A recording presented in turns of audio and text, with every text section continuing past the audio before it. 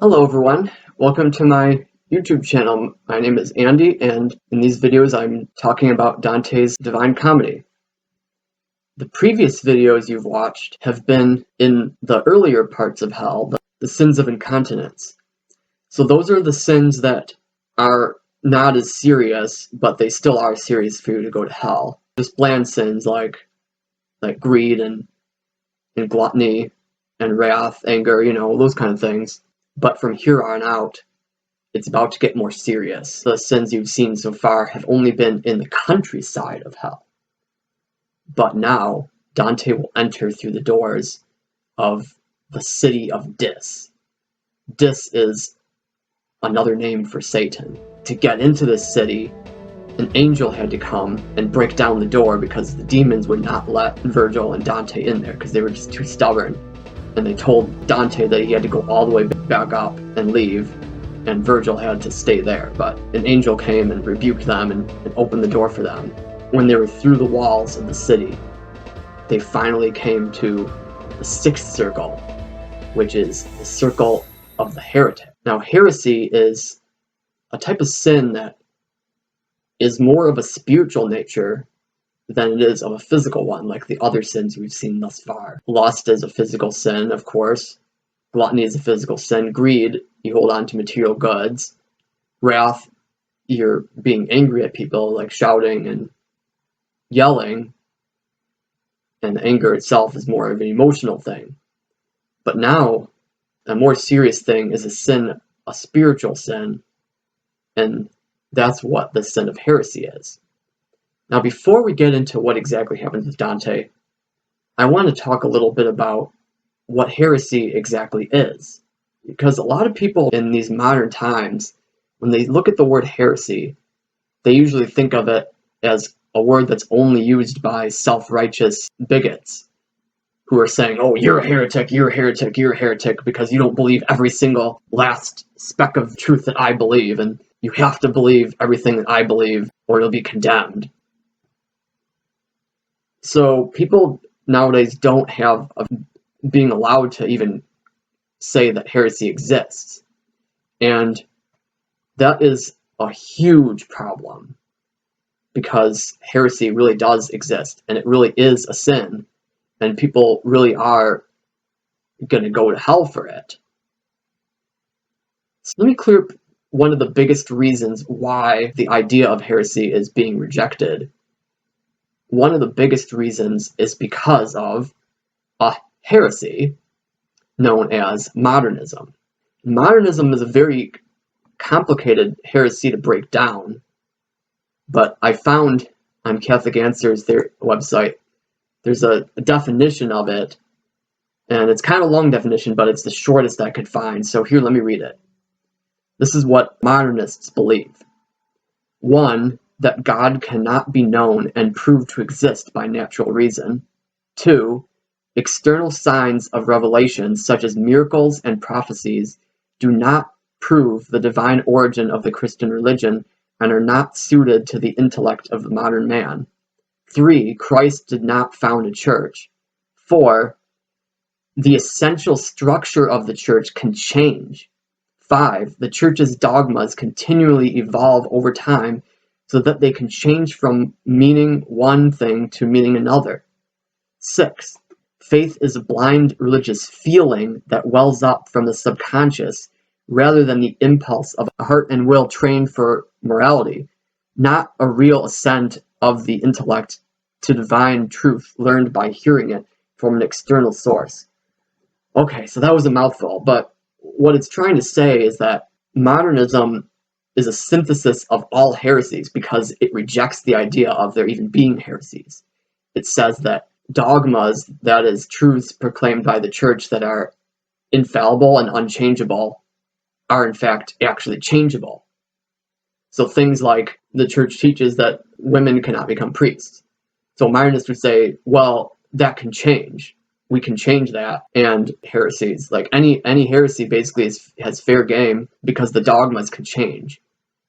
And there's also an attitude of saying, oh, everything in the Bible needs to have a explanation, like all the miracles, like the Israelites in the Red Sea, they were able to cross it because it was shallow water. And it's just kind of coming up with an excuse to downplay what miracle happened in the Bible.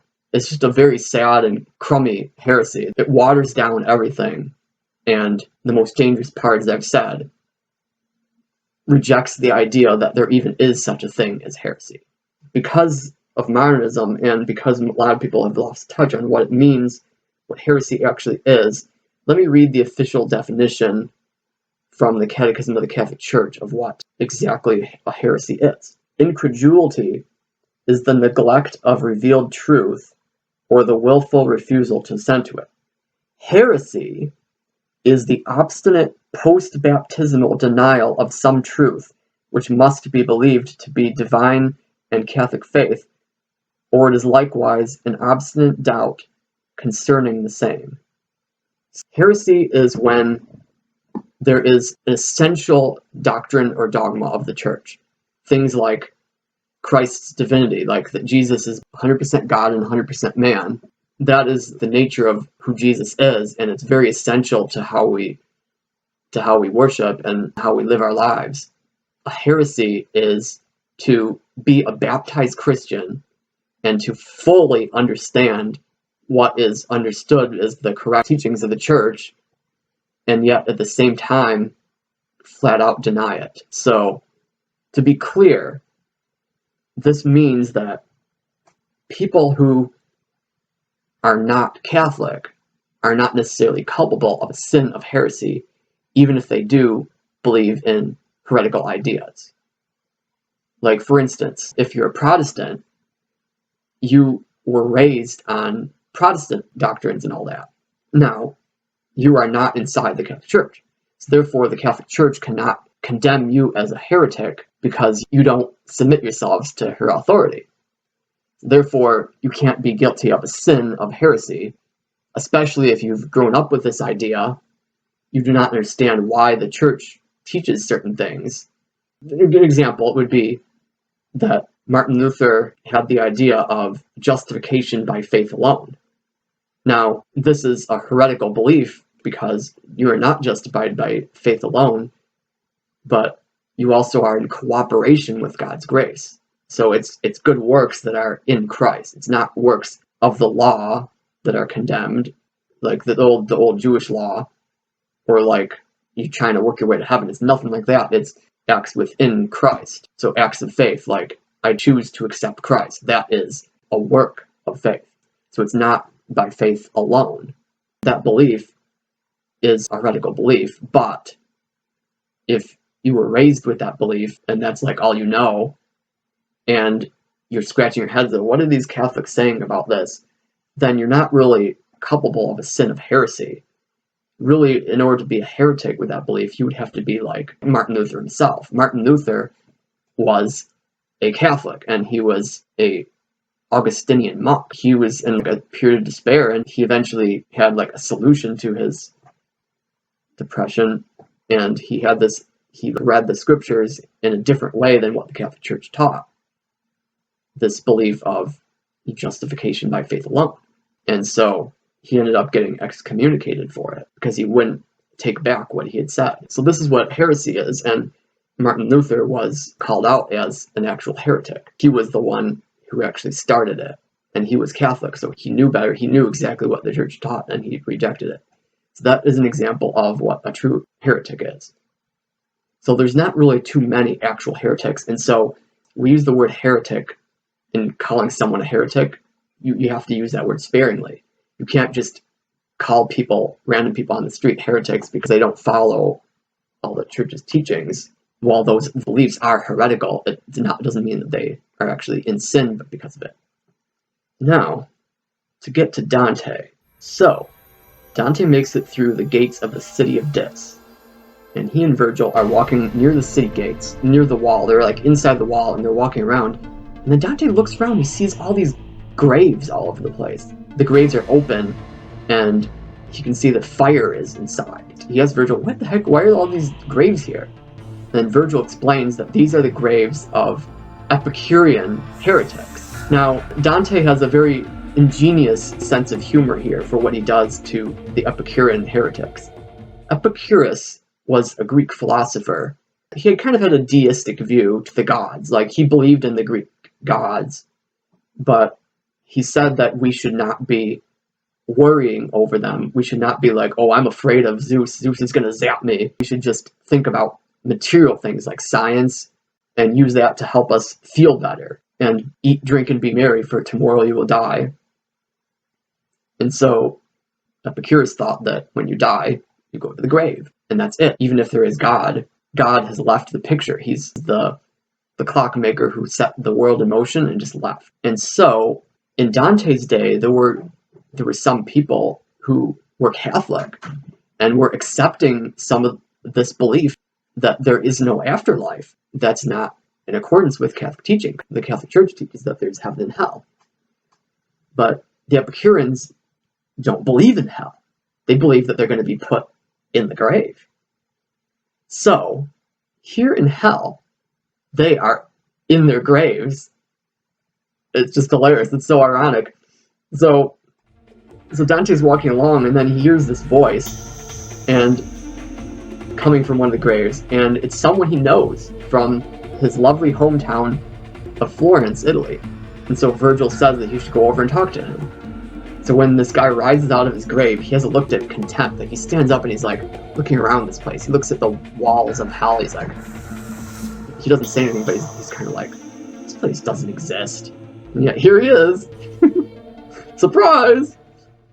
So Farinata, he's a political enemy of Dante.